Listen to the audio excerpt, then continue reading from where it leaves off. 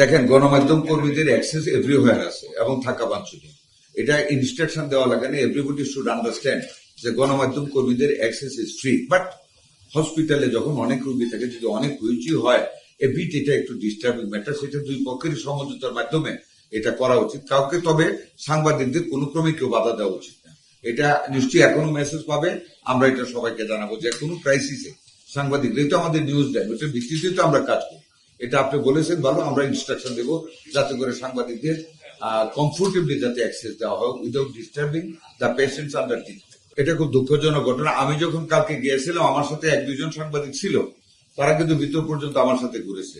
পরবর্তীতে আমি আসার পরে আপনারা অনেকে গিয়েছেন, তারপরে আমি আপনাদেরকে যখন দেখলাম পরিস্থিতিটা খারাপ, একটা অঘটন ঘটে যেতে পারে, আমি আপনাদের একজন সম্মানিত মিডিয়া ম্যানের সাথে কথা বলে বলছি, আপনারা ঠিক আছে, একটা ঘটনা যখন ঘটে গেছে আপনারা দয়া করে চলে যান। এবং আমি গ্রেটফুল আপনাদের কাছে, ওরা যে মারমুখী হয়েছিল, আপনাদের উপরে যেভাবে আক্রমণ করার চেষ্টা করেছে আমি ভিডিওতে দেখেছি, তা আপনারা তখন ওখান থেকে চলে এসে আমি মনে করি বুদ্ধিমানের কাজই করেছেন।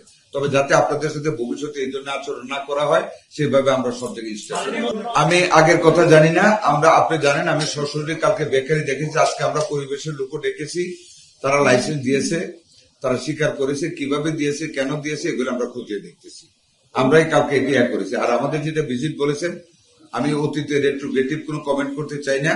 আমরা কিন্তু অলরেডি ভিজিট শুরু করেছি, আপনারা জানেন। এর মধ্যে চানকারপুর, শ্যামলী এবং ফেনী, নোয়াখালী, চট্টগ্রাম, নরসিংদী, খুলনা, বরিশাল, প্রত্যেক জায়গায় আমরা কিন্তু ক্লিনিক এবং প্রাইভেট হাসপাতালগুলো ভিজিট করছি। আমি নিজের খুলনায় করেছি, বরিশালে করেছি, কুমিল্লায় করেছি, চানখারপুলে করেছি, শ্যামলীতে করেছি, নরসিংদী করেছি। আরো যাবো। আমাদের প্রত্যেক অফিসার, আমাদের সচিব, প্রতিমন্ত্রী, ডিজি এবং অন্যান্য কর্মকর্তারাও কন্টিনিউয়াসলি ভিজিটে আছে এবং will speed up the activities regarding this. একটা মামলা মাত্র হয়েছে, সিআইডি টেক আপ করেছে, এটা তদন্তের ব্যাপার আছে। পরিস্থিতি পর্যবেক্ষণ করে তারপরে তো অ্যাকশনে যাবে। এটা আইনের পার্ট, পুলিশের পার্ট।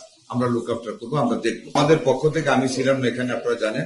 আপনার চেষ্টা করা হয়েছিল পোস্টমর্টেম করতে, কিন্তু কোনো অভিভাবক এই বাচ্চাদের পোস্টমর্টেম করতে যায়নি, কোনো ক্রমে রাজি না। তাহলে একটা জোরাজুরি করতে হইতো, আর একটা সিল ক্রিয়েট হতো, যে কারণে এটা করা যায়নি। এটা আমরা জানি না। তবে বাচ্চাদের মায়েদের সাথে আমাদের কর্তৃপক্ষ বাচ্চাদের মায়েদেরকে চেষ্টা করেছে এটাতে রাজি করাতে, কেউ রাজি হয়। হাসপাতাল তো তাদের যে কাগজ, আজকে 24 ঘন্টার ভিতরে আমি ইলেকট্রিক্যাল ইঞ্জিনিয়ারদের সার্টিফিকেট চেয়েছি, ওই লাইসেন্স গুলি চেয়েছি পরিবেশে, এগুলি নিয়ে আজকে বিকাল পর্যন্ত অপেক্ষা করতে হবে। আজকে পুরো দিনটাই টাইম দেওয়া আছে।